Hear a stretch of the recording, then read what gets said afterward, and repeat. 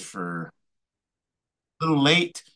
We are disciplined about being on time, but the Restream program we use completely changed their format without forward notice. So we were sitting here trying to figure out how to log on, and we still didn't figure out everything. So we're just really broadcasting on YouTube today because we didn't figure out how to Restream on every other place, but we'll have that problem corrected next week. But we are glad you're joining us for this week's episode. Every year on November 11th, in this very strange and cesspool country that I live in, the United States of America, they celebrate this odd holiday called Veterans Day. And on this day, we are supposed to give honor and respect to everyone who has served or whatever you want to call it. I don't know. It's not serving, but people who participated in the U.S. military in some capacity, whether it was the Army, Navy, Air Force, Marines, Coast Guard, National Guard, whatever the hell it is, give them some kind of respect for what they've done. And from our standpoint, there's no respect that's involved in that. The U.S. military, every branch of it, is involved in executing imperialism all over the world, subjugating the masses of people on the planet Earth so that U.S. capitalist corporations can exploit the resources of all of these people, human and material. And nobody can deny that. Nobody can refute that. But they have to promote this concept because that's the only way they can justify what they do. If they convince people here that they're doing something honorable by participating in the U.S. military, then that's the only way they can justify what they have these people do all over the world. But the fact that 25 U.S. veterans kill themselves, combat veterans kill themselves every day, is proof that that propaganda really doesn't work. The only people it works on is the people who don't really care what those people go through when they send them overseas, just as long as the people here are comfortable in their lifestyle. That's all they really care about.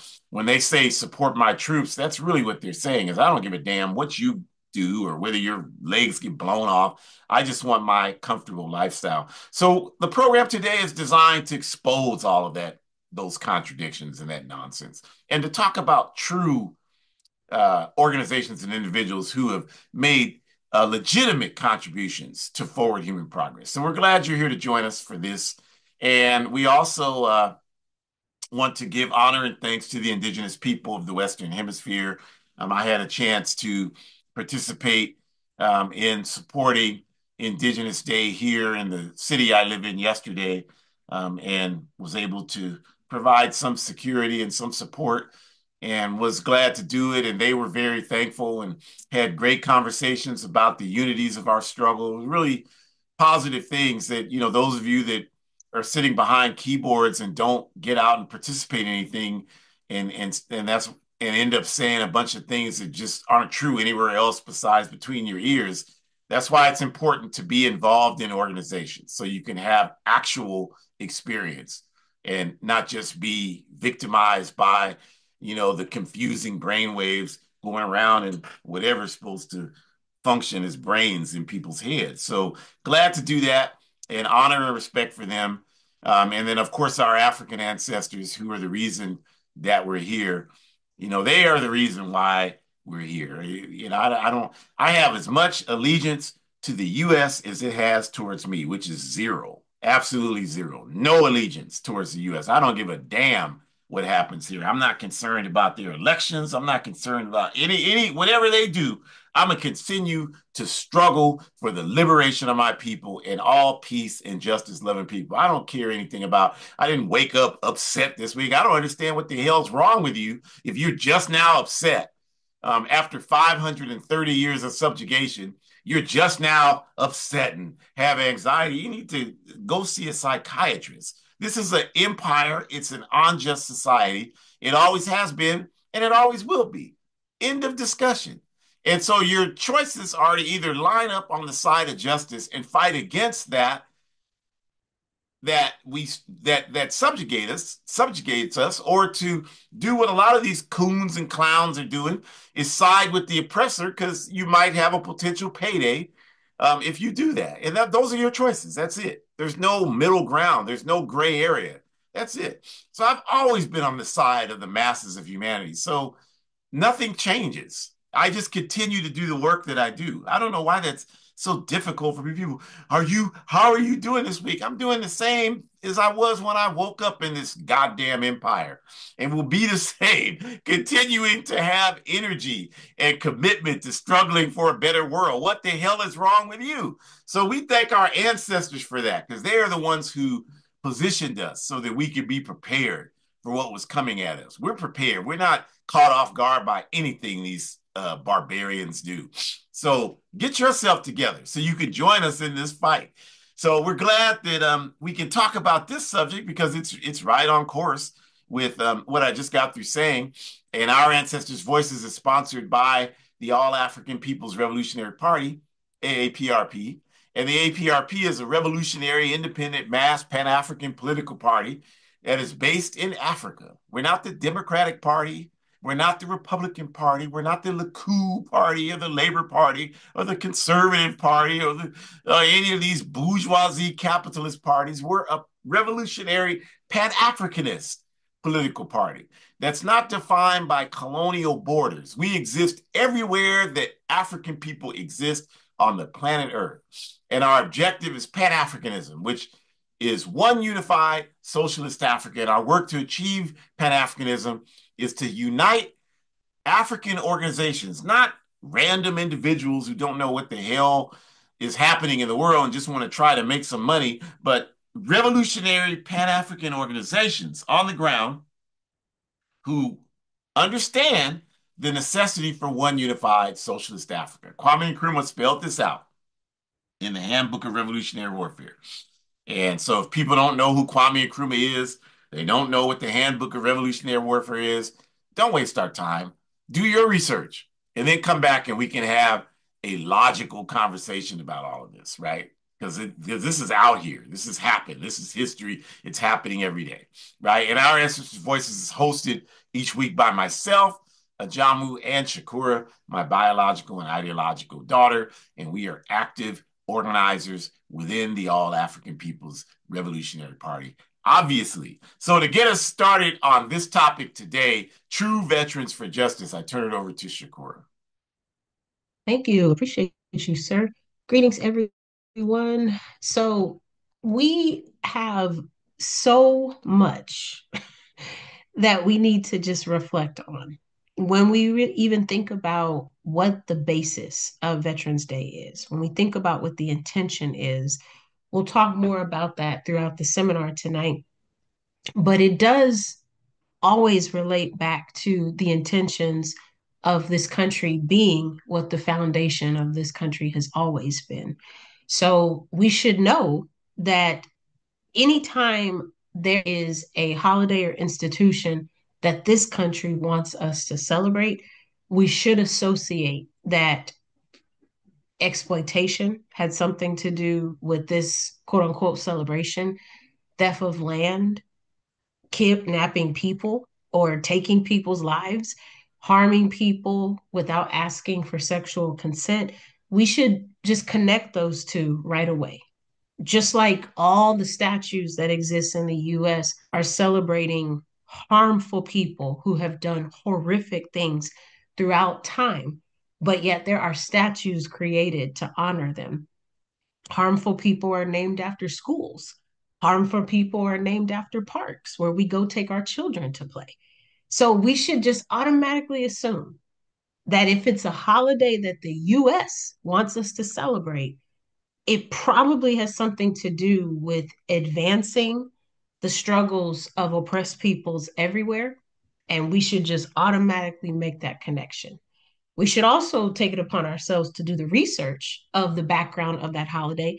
But if we're not ready to take that approach, we should at least understand that by celebrating this so called holiday, we are endorsing harm and trauma to come to other people who might be some type of oppressed situation. So, whether they're queer, whether they're differently abled, the list can go on and on.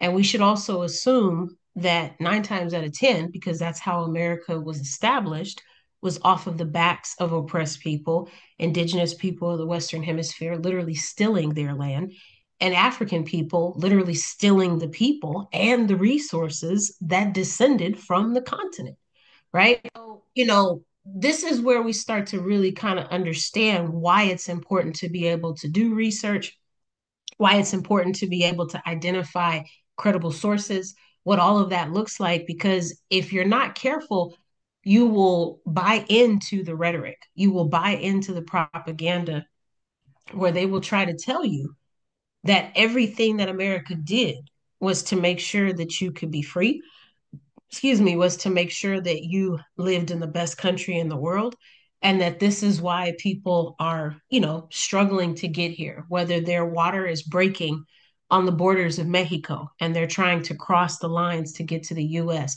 or they might have come here without papers. Whatever rhetoric they are telling you, you must understand it's all based on supporting one notion, and that is so the US can continue to be an ally to Europe, so that Europe can continue to be an ally to the US, so that they can continue to harm Palestinian people by supporting the Israel intentions, so that they can continue to harm other people who are colonized, and most important, so that they can maintain imperialism by keeping in control of other military economic systems all around the world, so that they can stay in control. The US's biggest fear is that all of us will rise up and take back our stuff, take back our humanity, take back our resources, and destroy them. That is their greatest and deepest fear. So they will stop at nothing to relinquish that power. And part of maintaining that power is encouraging us to celebrate bogus holidays that have nothing to do with advancing our own struggles, but instead maintaining them, instead manicuring them and protecting them to still have the ability to exploit us. That is what the purpose of celebrating these holidays means. You've heard us talk about how we always try to encourage the explanation of our own institutions within the All African People's Revolutionary Party. That's not by accident. That's because we understand that we have to live a life where we have no choice but to resist, to resist, to resist, to resist by any means necessary, because we can't trust anything that is communicated to us. We can't assume that our harm is not going to be the priority. We can't assume any of that. We have to understand that we've never been important, we've never been significant. The only thing that is significant from African soil is the resources, and at one point, the people who came from there. And now the people are not even significant because of industrialization, machines that can do jobs so much faster than enslaved Africans can. And so now we are completely irrelevant. And to a certain extent, that's why we're being eradicated. So there's a couple of points here that I want to highlight before I move to the next slide. We have to understand that the US has made it their lifeline. Like, this has always been the US's MO, to be on the wrong side, the side that endorses corruption, the side that endorses exploitation, theft, by any means. So theft of resources, theft of land, whatever, take your pick as you want to fill in the blank. We can also think about how, there's this piece about this concept of what it means to fight. Revolutions have the intention of helping to free people, helping to liberate them. Absolutely. But I wouldn't use the US as an example of revolution. I would definitely not connect those two. When I think of the word revolution, I think of humanity. I think of people who sacrifice because they want to help those who are in need of help. When I think of the US, I think of selfishness. I think of greed. I think of capitalism. As I said, I think of corruption. Those are the words that I think of when I think of the US, not actual revolutionaries who have contributed greatly to helping to make this world better. Without them, you and I may not be sitting here or standing or in this existent space together, right? So these are some different ways to kind of think about how it's quite an oxymoron if somebody were to say to you, revolutions have the intention of freeing people, but this is why we're fighting on this stolen land. because we're trying to seek revolution. Well, that's an oxymoron. Because if you're trying to free the people, then one would argue that the land itself would also be free. It would not be stolen. So it doesn't make sense for you to want to free the people, but to want to maintain the conception and the containment of the land, if you will, when in actuality, really what you're saying is you're trying to keep the land so that you can benefit from it. And here we have greed coming in. So you don't really have good intentions for the people that descended from there or the fact that they deserve to determine how that land is used, not you, because it's not your property or your possession. But that's what imperialism is, right? That's what capitalism is, right? I shared an example with Comrade Ajamu earlier today or yesterday about how I purchased a bed frame and I made it very clear what size my mattress was, and they still sent me the wrong size. And it's very interesting to me how capitalism works. We can go to the next slide too, comrade. It's interesting to me how capitalism works because when we think more about it, really what we're saying is it's such a dehumanizing system. It will take every opportunity to question you, to question your morals, to question your values, to question your ethics, but yet none of that gets to be questioned on the opposite side. So I'm going through the process to return this bed frame, which was not sold by a company like Walmart or Target, but instead a seller who posted that they were selling it on the website, right? Being able to use the space, location. So I can't even take it back to the company itself because it wasn't purchased through the company. It was purchased through a seller on the company's website, right? And what's interesting to me is it takes them 48 hours to get back to my email. And then now that they've responded, they want me to send them a picture proving that the bed frame is in fact too small for the mattress. And I just laughed when I read the email because I thought to myself, only capitalism would have the nerve to question my integrity as much as I work very hard to be honest, to be integral, to be an ethical human being, all qualities that revolutionaries who truly care about changing conditions for the masses of people, by the way, those are qualities that revolutionaries carry. Absolutely. Revolutionaries don't carry dishonesty. They don't carry inhumanity. They don't carry the intention to harm people who don't deserve to be harmed. They don't carry those intentions. We try to live with an ethical principle because we're thinking about other people and how our choices will impact them. You have the nerve to send me the wrong size frame and then you want me to prove to you that it doesn't work so that I can get my money back that I spent on it? Wow. But that's capitalism. So now I'm thinking, how can I get back at the system and not spend too much time in the process? Because my time is valuable. And capitalism doesn't have to care about that. And so we can just continue on with thinking about what that means in terms of how this notion of justice versus greed, what does that really look like, right? So just thinking about what was the whole purpose of Veterans Day? What was the intention behind it? Well, the intention was to continue to push the US imperialist propaganda down our throat. The intention was to remind us that we should be practicing what it means to be good patrons of this country.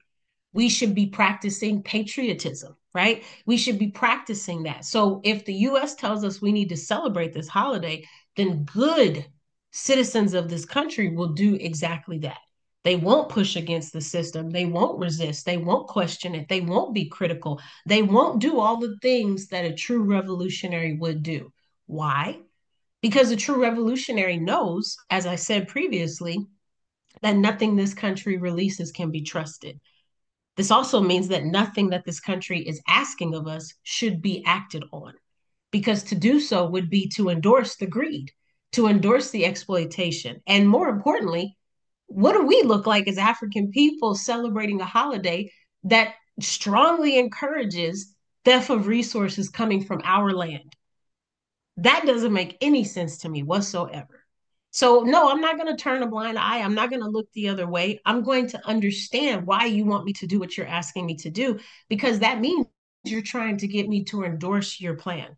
That means you're trying to get me to give you permission to continue to steal from my people and my land. That means you want me to give you permission to continue to steal from me, my ancestors. And you want me to ignore the fact that you have brought on harm for over 500 years.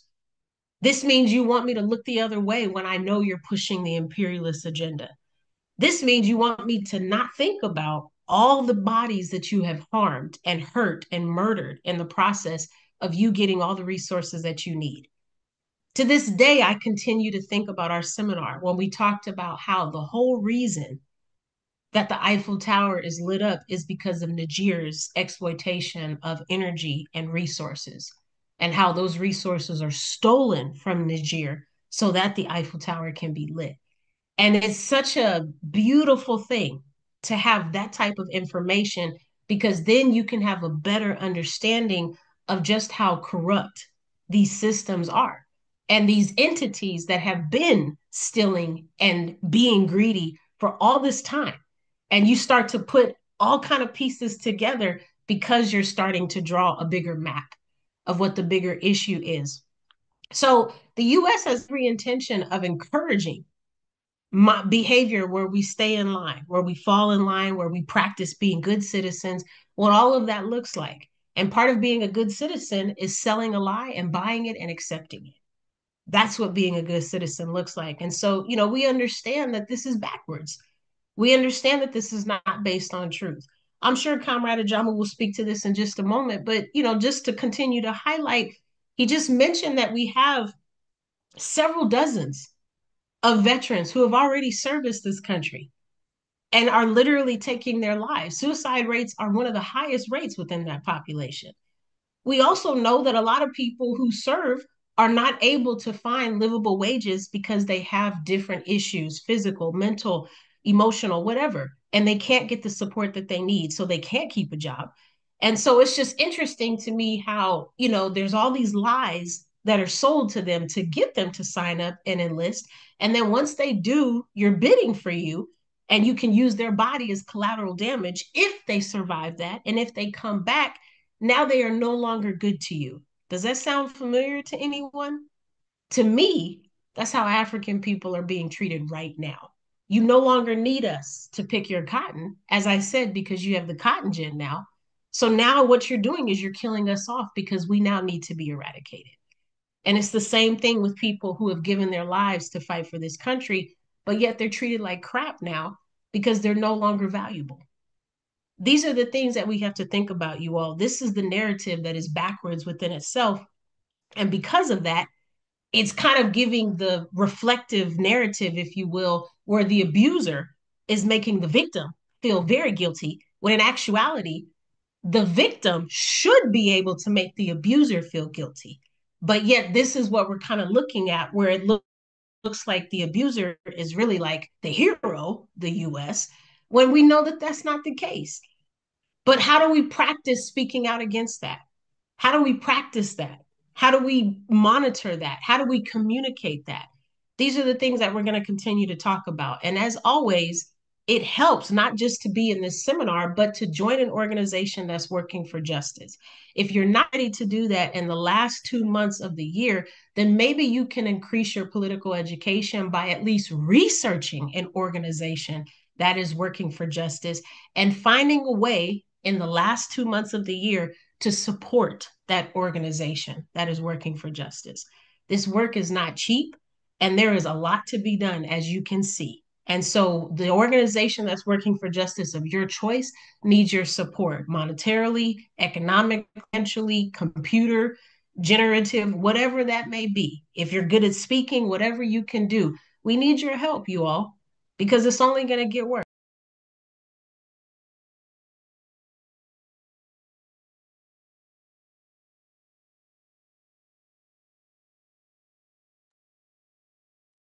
Ashe, obrigado. Thank you very much. And we continue just to talk about the contradictions with this concept of Veterans Day. And we start by just saying there's no confusion when it comes to the question of justice. Like I said when we opened the program, you are either on the side of justice or you aren't. There's no gray area. There's no area where you could say, well, I'm trying to figure out if I'm going to be on the side of justice. If you say I'm trying to figure out whether I'm going to be on the side of justice, that automatically places you on the side of injustice. That's universally true, and there's really no argument that can intelligently disagree with that. And so the criteria for justice is always going to be fighting for what's right, regardless of the consequences. And by saying what's right, what we mean is you have to be fighting for values that value humanity, that value justice, that value the ability to advance the planet Earth, the planet itself, the people, the animals, the plant life that inhabit it.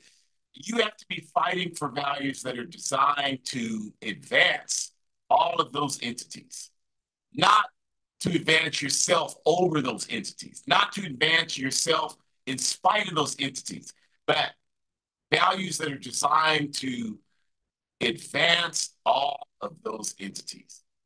So justice can never be something based on our individual needs for income or by uniting with imperialism, despite whoever we do harm to in the process. So it really shouldn't be difficult. It should be very clear when we say, what's that song that was popular during all of the Black Lives Matter protests a few short years ago? I can't even remember the song right now, but something about what side are you on? That's clear. Like you're either on the side of justice or you're not. If you see the police beating the hell out of somebody on the street and all you do is just take your phone out and film it so you can get likes on social media, then you may as well just go up to the police and say, hey, you got an extra uniform that I can put on because I'm with you. I mean, that's really what you're doing when you do that. If you're not engaged in some, and don't lie, don't leave your lie. I'm not saying if you're not prepared, then that's all you're gonna be able to do. But at the very least, you should be engaged in activity that's designed to get you prepared. So you're engaging in organizing work that's designed to put you in a position so you can do a whole hell of a lot more than just stand there and film somebody getting their ass kicked by Gestapo police. But if that's all you're doing, you have no other plan in your life, and all you're doing is you see that and you're just filming it. If you even do that, you probably just standing there watching it. Then yeah, you may as well just join the police and be their mascot because that's what that means. You're on the side of injustice, and there's really no logical argument that can justify what the U.S. military does representing U.S. multinational capitalist interests all over the world. There's no justification whatsoever. You can go back as far as you want to go back. You can start with the so-called American Revolution. Like Shakur said, obviously that war was fought to colonize and steal these territories from the indigenous people of the Western Hemisphere. I mentioned I was at the indigenous event doing security work yesterday for them yesterday, and the indigenous sister who was leading up the group that I was working with, the local TV news station here, one of them came up to interview her, and the European who was the reporter, what happened with she told him she's a Homo Indian, as she describes it. And he said, well, what happened to your people? Did they just migrate? She's like, they didn't migrate anyway. Their lands were stolen. And he's like, well, I'm talking about now, today. What did they do? And she's like, today, their lands are stolen. And I clapped. She's looking at me on the side of him, and I clapped because that's an absolutely correct answer, right? And this is what the American Revolution, so-called American Revolution, was fought to do, was steal the lands of the indigenous people. And if you go to the Civil War, I mean, if you have to have an explanation for what that war meant, then you should go. I don't care if you're 99 years old, you should go back right now and start over and restart kindergarten and do the whole thing over again because you just completely missed anything of any value whatsoever. I mean, clearly, there's no question the Civil War was fought to ensure that industrialization continued throughout the entire so-called United States of America.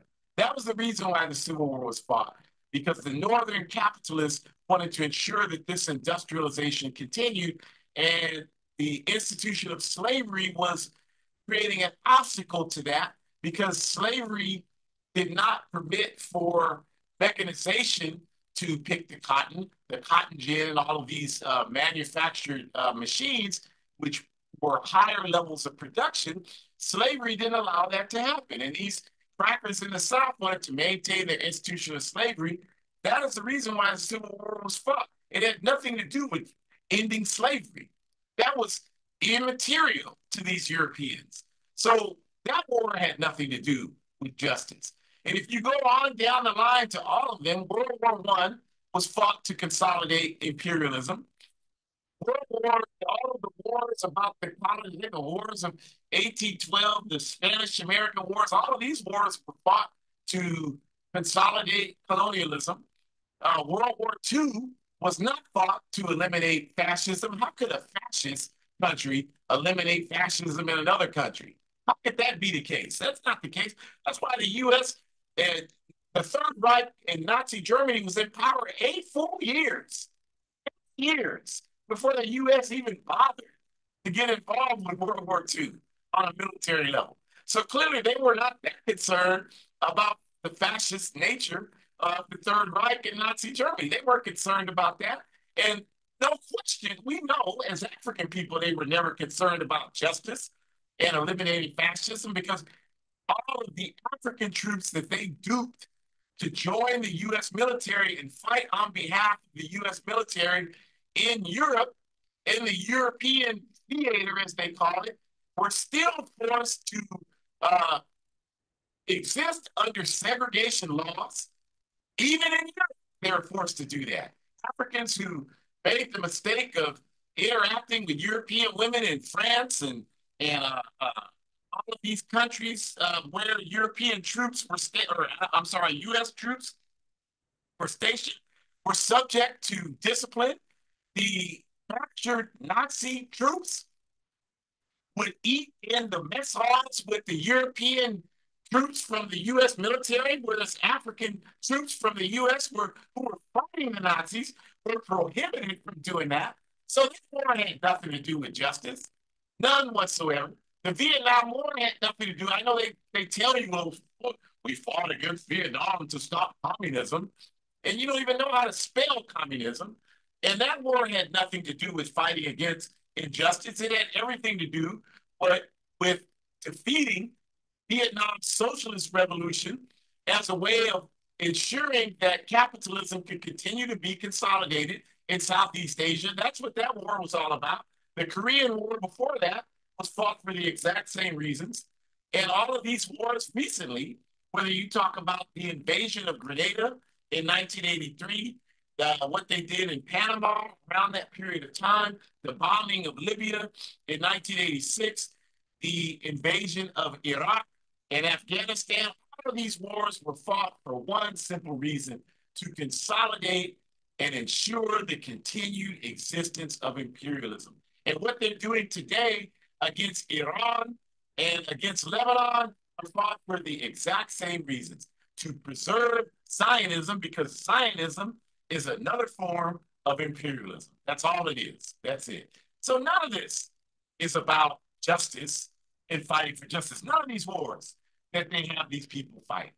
And that's the reason why we, as peace and justice loving people, have to be against anything the U.S. military does. And the last thing we'll say about that stupidity is that tomorrow in this country, you'll see all your people, and I say your people, I'm talking about people you know, your relatives, your friends. They'll be posting pictures of themselves in these U.S. military uniforms, and all these people will be commenting, "Oh, thank you for your service." I mean, what a bunch of absolute bullshit. I mean, absolute bullshit. The bottom line is that people do that, post those pictures, because they have nothing. They made all those sacrifices for the U.S. military and have absolutely nothing to show for it. And the only way that they could justify wasting so much of their time and their life energies, and in many cases, even their physical capacities and certainly their psychological capacities, is to try to uh, accept this false narrative that they did something honorable by whatever the hell they did for U.S. imperialism. And so, we have to understand when this happens, that's what that is. It's nothing else other than that. This is a backward imperialist country. So nobody is going to come to revolutionaries who are trying to overthrow this backwardness and say, thank you for your service. That's not going to happen. If somebody said that to me, I would start wondering what the hell I was doing wrong. You know, I'm glad to play the villain role in this society. Anybody that is trying to stand up for justice, you're supposed to be a villain in this backward ass society. You're not supposed to have people honoring your service. I would be on the verge of going into insanity if people started praising me for my work on a mass scale in this society. That would be insane right now because there's no way that these people spoke. 81 million people voted for this fascist man, and 65 million voted for the fascist woman. And so, what that tells me is that America wants fascism. It wants to exploit the people on the planet Earth. And that's why I didn't wake up upset because I knew that I was against all of those goddamn people before it even happened. So, what the hell would I have to be upset about? But the only thing I'm upset about is I wish the bastard over to come on TV and with a swastika on or a Ku Klux Klan robe in it. Please, God, ancestors, make his ass come out there and do that. He should come on TV and say, I'm the president, God damn it, and I'm reinstituting slavery, and we're moving all of these indigenous people into these prison camps. Hey, because the only thing that would do is finally wake people the hell up. And then we can really get moving in our work for justice. That's the problem now. Is so many people just want to be lulled to sleep. They just don't want to be uncomfortable. And so they accept all this nonsense because it's not disturbing their sleep. And someone said, like people, Wednesday morning, I didn't get any sleep last night. Did you? I'm like, I don't ever get any sleep because I'm constantly concerned about the state of affairs for the majority of people on earth, not just because of some one goddamn bourgeoisie election where no matter what the results are, multinational capitalism and imperialism wins and the masses of people on earth lose. I'm not, I'm not that stupid. So that's what Veterans Day is in the US today. And so we want to talk about if you got to celebrate something that means something that's based on values of justice. So if we dig deeper for the truth, then you have to define the truth as people who were struggling to win justice for the majority of humanity, regardless of the consequences. And principles like that, struggling for justice, regardless of the consequences, these principles have always been the foundation of the revolutionary Pan African work that we do. And some quick examples we have here are like the Democratic Party of Guinea.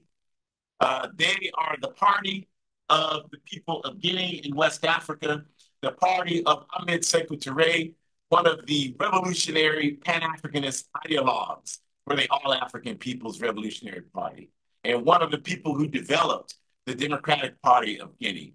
And Sekou Touré was, of course, without him, we probably wouldn't even have an All-African People's Revolutionary Party today because he was the one and the Democratic Party of Guinea, who gave refuge to Kwame Nkrumah when imperialism illegally overthrew Nkrumah's government in Ghana in February of 1966. It was Sekou Touré who said, come to Guinea and be co-president of Guinea and co-president of the African Revolution. And that allowed Nkrumah to come to Guinea and to live in Niasili, in Conakry, and to write the Handbook of Revolutionary Warfare, which we use as the handbook that guides our revolutionary work today. So we are forever and eternally grateful to the Democratic Party of Guinea. And at that same time, the PDG, the Democratic Party of Guinea, gave foundation and staging area to the African Party for the Independence of Guinea-Bissau, the neighboring country to the south, the PAIGC, the party founded by Amilcar Cabral. And the PAIGC used Guinea as staging ground to wage its anti-colonial war against Portugal. And were this not to happen, it would be very difficult to imagine Guinea-Bissau being independent of Portugal today. And all of these things that the Democratic Party of Guinea did put it in the crosshairs of imperialism. We said the definition is struggling for justice despite the consequences. Guinea is a very poor country, even to this day. And they knew that by engaging in the revolutionary work that they did, they would do nothing to endear themselves to imperialism, which was hoarding all of the resources.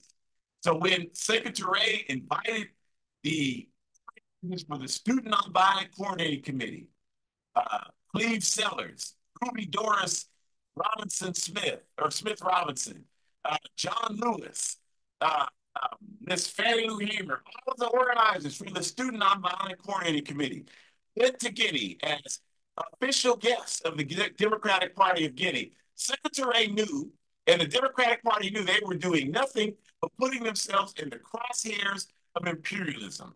When Secretary invited, in the Democratic Party of Guinea, invited Malcolm X to come to Guinea, gave him a cook, gave him a driver on a car, and a diplomatic residence, and gave him free access to all of the people of Guinea, treated him like a diplomat when he was public enemy number one in this backward ass country at that time.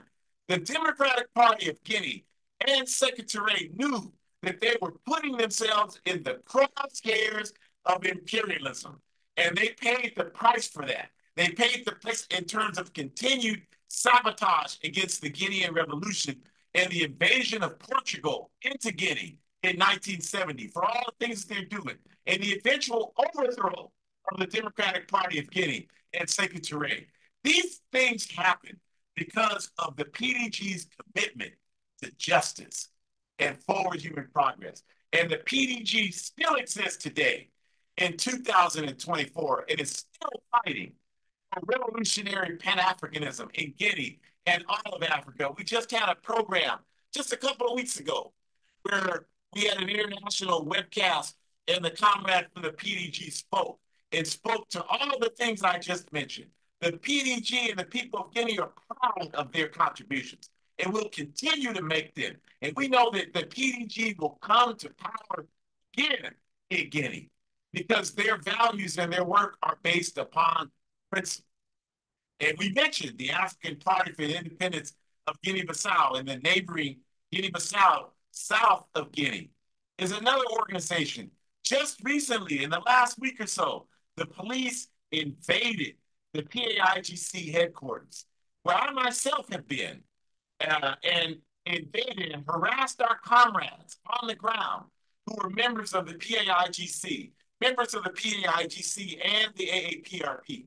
The reason for this is that imperialism is working to continue to undermine the PAIGC in Guinea-Bissau. And they've done that by invalidating a valid election a year ago in July of 2023, where the PDG won the majority of seats in the National Assembly in Guinea-Bissau in their national election, and where Comrade Brother Domingos Piera, the president of the PAIGC, won the presidency of Guinea-Bissau by almost 100,000 votes. And the neo-colonialists and the agents for imperialism who run Guinea-Bissau today, Mbala and all of these crooks and criminals that are there, they lied and said that the election was invalid when there were all these international observers who confirmed that the election was as valid as an election can get. And so Mbala refused to allow the new legislature to be seated, and Mbala refused to give up the presidency to Comrade Brother Piera.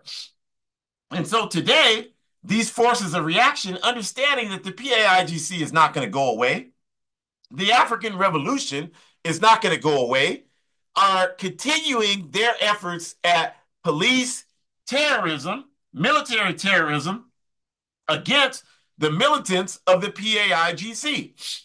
And the militants of the PAIGC, they are the same as the APRP. We know them. I know them. And I can tell you they're not going to be deterred by the violence, by the threats, by anything that neocolonialism does towards them. These Africans are committed to justice. Again, that's the definition of veterans who should be honored. So these are the people that we honor when we talk about any kind of Veterans Day. These are the people that we look at that deserve our respect. And then when we talk about, more people like that, we have plenty of people who fit this criteria. We can talk about the Universal Negro Improvement Association and the African Communities League of Marcus Mosiah Garvey, of Amy Ashwood Garvey, of Amy Jock Garvey. We can talk about their contribution 100 years ago, where they laid one of the initial foundations, along with the work of W.B. Du Bois and others, for Pan Africanism, and where the Garvey movement made sincere efforts to make our struggle international as it should be. 100 years ago, with no cell phones, no internet, they did that. And they struggled to make sure that that happened. And so now today, we can benefit from that work. I'm reading a book about Louise Little, the mother of Malcolm X, and Louise Little and her husband Earl Little, Malcolm X's father, they were active organizers within the UNIA. So, with all due respect to our family members in the Nation of Islam who love to say that Malcolm X was the complete creation of Elijah Muhammad, that's not dialectical. That's not a dialectical analysis. When the man's parents were already active in the Pan Africanist movement, there's no way that that would not have had some impact on his thinking, whether it was conscious or unconscious. That's unquestionably true. So, and even on Elijah Muhammad's thinking, when we've been able to document that he himself was a member of the UNIA. So the UNIA's influence is still here today. And certainly they faced the wrath of imperialism for being who they are. The Land and Freedom Movement, or what you call the Mau Mau movement in Kenya, who engaged in organizing work. We have on the screen the picture of Dedan Kimathi. And then there's Fred Batal and the other leaders of the Land and Freedom Movement in Kenya who stood up heroically against British imperialism and refused to accept the definition of nonviolent struggle when the Europeans were using violence against our people in Kenya every day. The Mau Mau struck back, and they were able to take the lives of up to 60 some odd Europeans who were engaged in colonial violence against our people in Kenya. And this courageous effort on behalf of the Land and Freedom Movement in Kenya in the 50s and 60s had moved to inspire African revolutionaries all over the world. Huey P. Newton, the co-founder and the lead ideologue for the Black Panther Party, made it clear that the Black Panther Party were the offspring of the Land and Freedom Movement. No question about that. And when we talk about the Cuban Revolution, we can go on, talking about comrades like Comrade Fidel Castro and Comrade Ernesto Che Guevara on the scene there, always friends to the struggles of African people, always friends, still to this day, for their entire 60 plus years of existence. The Cuban Revolution has done that. We don't want to hear nothing about what you're trying to tell us about the Cuban Revolution. Don't be within spitting distance when you're trying to tell me that. I'm going to tell you that right now, because we know who our friends are. We know that if you're speaking against the Cuban Revolution, you ain't our friend. I don't care how much you grin and smile and move up next to us. We're not that stupid. We know exactly what that's all about. We know who was there when we needed them, and they have been the people that were there. This is why we're not confused about any of this stuff, you all. We know who we are. The Democratic Party here in the U.S. has never been here when we needed them. They've only been here when they needed us. They only come around when they need us to vote for them. I don't care. I know they got Negroes in the Democratic Party now. I know the Negro woman ran. You Negroes sitting around here, well, was she black? I don't give a damn. She represents imperialism. So the point is that she represents the Democratic Party, which is a firm representative of imperialism. And the other party is, without question, a firm representative at all, as well, rather. So we know this. So we're not confused about that. We know these people are not our friends. You stand there and say that you support Israel forever. You're not our friend. You're going to stand there and say that you want to deport indigenous people. This is their land. They have every right. I wish the indigenous people would line up on the Mexican side of the border, line up like 100,000 of them, and just run across the goddamn border. I would love to see that. I would hope before I die I see that. I want to be in a somewhere where there's large screen TVs and they just start running. And then when those 100,000 run over, another 100,000 come right behind them. They can't do anything to stop it. And I want to be somewhere with a bunch of these crackers and graham crackers watching that. And I'm going to be laughing my ass off when I see it and cheering for the indigenous people to come through and reclaim their lands. They have every right to do that. Every right to do that. That's what justice looks like. That's exactly what justice looks like. The Black Panther Party, of course, emerged from the Student Nonviolent Coordinating Committee and its work in Alabama in 1965 to forge the Lowndes County Freedom Organization. And because 80% of our people in Lowndes County, Alabama could not read, and the racist Democratic Party there and the racist Republican Party there had animal symbols, a donkey and some other cracker animal. I don't know, can't remember offhand. So we decided, our people, to create an animal image for the Lowndes County Freedom Organization in Alabama, and that was the Black Panther. And because of the violence, there was so much violence against us registering to vote that people called Lowndes County Bloody Lounge. That's why the picture in the screen shows the brother with the rifle in front of the Lowndes County sign. And this was the idea that influenced Huey P. Newton and Bobby Seale to call their organization the Black Panther Party. And if you study it, you know that in his autobiography, Revolutionary Suicide, he talks about asking Kwame Ture to use the title, and Kwame telling him that the title belongs to the people. You don't have to ask, go for it. And Kwame Ture talks about it in his autobiography, Ready for the Revolution. So this is the inspiration, because no question, the Lowndes County Freedom Organization, Kwame Ture, Mukasa Dada, Cleveland Sellers, and the other Ruby Doris, Smith Robinson, the other militants in SNCC risked their lives putting together the Lowndes County Freedom Organization, helping those Africans. The brother Hewlett, John Hewlett, who was the president of the Lowndes County Freedom Organization, risked his life because of these racist crackers down there to have an independent African political party, stood up for that despite the consequences, and there were many. People were beaten, people were arrested, people were killed in the course of this struggle. But this is what you have to do if you sincerely want to stand up for justice. So all of these people that we're naming, Fidel, Che, Didon Kamati, Marcus, Amy, and Amy Jock Garvey, Huey P. Newton, Kwame Ture, Ruby Doris Smith Robinson, Miss Fannie Lou Hamer, Kwame Nkrumah, Secretary Amilcar Cabral, Carmen Piera, Mbalia Kamara, all of the heroes of all of these organizations that we have mentioned here. These are our veterans, and we honor them. They give us inspiration to continue this struggle. How in the hell could I have such wonderful role models as the people I just named, and then you trot out Cracker Trump and Graham Cracker Harris in front of me, and I'm supposed to be inspired by you? Got to be out of your goddamn mind. Out of your mind. Seek psychiatric attention immediately. We know exactly who we are. And our job is to continue to fight against these forces of oppression and exploitation. And we are going to continue to do that. And thank God we have all of these examples of true veterans for justice who remind us every day why we do the work that we do.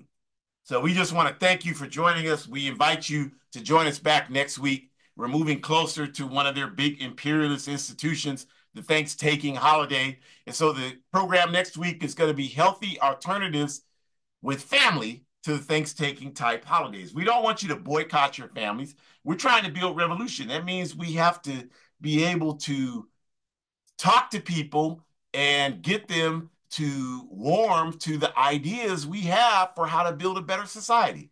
So use tactical approaches like participating with them around these reactionary holidays, but do it in a way that engages in a political educational process. You're not helping anything by isolating yourself and being alone. How is that improving the situation?